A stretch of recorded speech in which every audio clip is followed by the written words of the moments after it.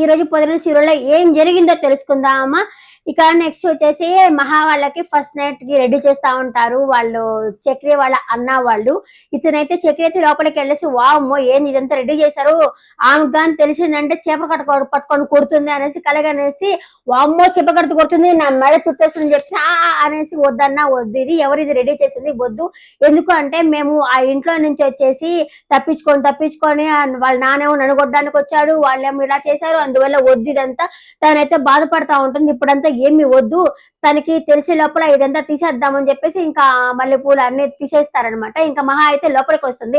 లోపలికి వచ్చేసి ఏంటిది మల్లెపూలు వాసన వస్తున్నది రూమ్ అంటే, అదేమీ లేదు మేము స్ప్రే కొట్టామంటాడు. అక్కడ వాటర్ పాలు పెట్టుంటే వాటర్ ఉన్నాయి నచ్చితే తాగండి వాటర్ అని చెప్పి అంటాడు. అక్కడ ఏంది పాలు పెట్టున్నారంటే మేము మా ఇంట్లో అట్లాగే పెడతా ఉంటామని చెప్పేసి చక్కెర అయితే అంటాడు. తనైతే భయపడతా ఉంటుంది, అంటే పెళ్లి మామూలుగా కొత్త ఇంటికి వచ్చింది, అందరూ మగోళ్ళే, ఒకే ఒక ఆడపిల్ల అంటే ఎవరికైనా భయం అనేది ఖచ్చితంగా ఉంటుంది కదా. అదే అయితే అమ్మాయి అయితే భయపడతా ఉంటుంది. దానికి ఉండేసి సరే ఇంకా ఇంకా లోపల ఎందుకున్నారు పోండి బయటికి వెళ్ళి పడుకోపోండి అంటుంది. ఖరామంటే కప్ప కోపం, విడమంటే పాముకు కోపం అన్నట్టు బయటికి వెళ్తే ఏమో వాళ్ళ అన్నయ్యలు ఎందుకురా లోపలికి వెళ్ళి పడుకోపో అని అంటారు. ఆ లోపల ఉంటే ఏమో ఎందుకు నువ్వు బయటికి పో అంటుంది. వాడికి ఏం చేయాలో తెలియక అడకత్తలో పక్క చక్కలాగా ఉంది అతని లైఫ్. ఇంకా సరే అని చెప్పి సరే పడుకోండి మీరు అని చెప్పేసి వెళ్ళండి మీరు బయటికి వెళ్ళండి నేను పడుకుంటాను అని చెప్పేసి అలా చూస్తుంది అనమాట. అదేమో ఫ్యాన్ లాంటిది కానీ ఫ్యాన్ కాదు. దాని ఏజ్ ఎంత, ఫ్యాన్ ఏజ్ ఎంత అంటే మా అన్న ఏజ్ అంటాడు. ఓహో మీ నాన్న ఏజ్ అనుకున్నాము. ఈ ఇల్లు ఏం పడిపోదు, ఇల్లు బాగా స్ట్రాంగ్ గా కట్టాము, మట్టిగా కట్టాము, స్ట్రాంగ్ గా కట్టాము, అదేం పడిపోయేది కాదు అని చెప్పాను. నిజమే అబ్బా, పాతకాలంలో ఇల్లు అలా కట్టుకుంటారు. ఇప్పుడు మా ఇల్లు కూడా అంతే అనమాట. ఇప్పుడు మీ వెనకాల గోడలు చూస్తున్నారు కదా, అది వచ్చేసి మట్టి కట్టు మాది, దాని వల్ల అయితే స్ట్రాంగ్ గా ఉంటుంది, పడిపోదు అనమాట. పాత ఇల్లు అట్లాగే ఉంటాయి. ఇప్పుడైతే 10 సంవత్సరాలైనా పడిపోతా ఉంటాయి, 10 సంవత్సరాలైనా గీతలు వస్తూ ఉంటాయి. పాత ఇల్లులే చాలా బాగుంటాయి. అదే విధంగా ఇళ్ళైతే పడిపోదు అని చెప్పేసరికి సరే అని మీరు నేను పడుకుంటానని చెప్పేసి చూసి వెళ్తూ పంపించేస్తుంది. కానీ ఆ గడి పడదు, అది ఫ్యాన్ లాంటిదే కానీ ఫ్యాన్ కాదు, ఆ మంచం లాంటిదే కానీ మంచం కాదు. కూర్చుంటాం కరకరకర సౌండ్ వస్తుంటుంది.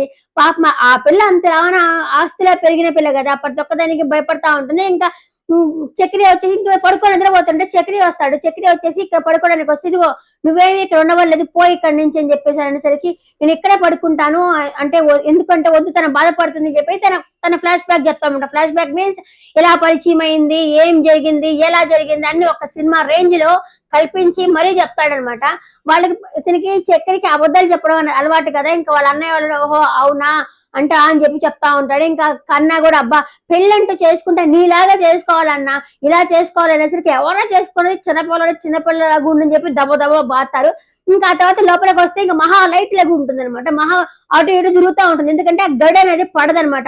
అటు ఇటు తిరుగుతా ఉండేసరికి ఏం చేయాలో తెలియక ఉండేసరికి చక్కెర వచ్చి చెప్తాడు మీరేం భయపడద్దు అంటే, నేను ఎందుకు భయపడతా, నేనేం భయపడలా అంటుంది. కాదు నాకు అర్థమవుతున్నది, ఇంతమంది మొగోళ్ళు ఉన్న చోట మీరైతే భయపడుతున్నారు, కానీ ఒక్కటి మాత్రం గుర్తుపెట్టుకోండి, మీరు పడుకున్నప్పుడు బయట నలుగురు మొగోళ్ళు మీకు సెక్యూరిటీగా ఉన్నారు, అది మాత్రం గుర్తుపెట్టుకోండి, మీకు నా వల్ల ఎలాంటి ప్రాబ్లం అయితే నీకు రాదు, ఒకసారి పడుకోండి అని చెప్పి చెప్తాడు.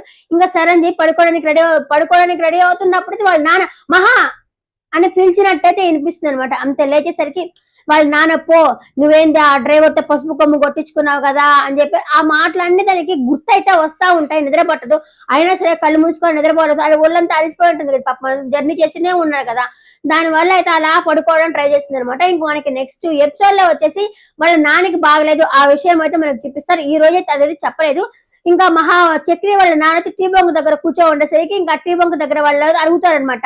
అంటే వాళ్ళ అన్నయ్య లేచి వెళ్ళిపోతా ఉంటాడు. కూర్చో ఏం నా ముందు మొహం చదవట్లేదా అనేసి చక్రి వాళ్ళ నాన్న అయితే అడుగుతారు. ఇంకా టీ బొంగుల చుట్టుపక్కల వాళ్ళు ఉన్నారు కదా, ఏంటి మంచి కోడల్ని పట్టావంట, ఆ కోడలికి బాగా డబ్బు గిబ్బు అన్ని ఉందంట కదా, మంచి కోడల్ని పెట్టంటే అవును మా కోడలికి చాలా డబ్బులు ఉన్నాయి అని అయితే చెప్తా ఉంటాడు అనమాట.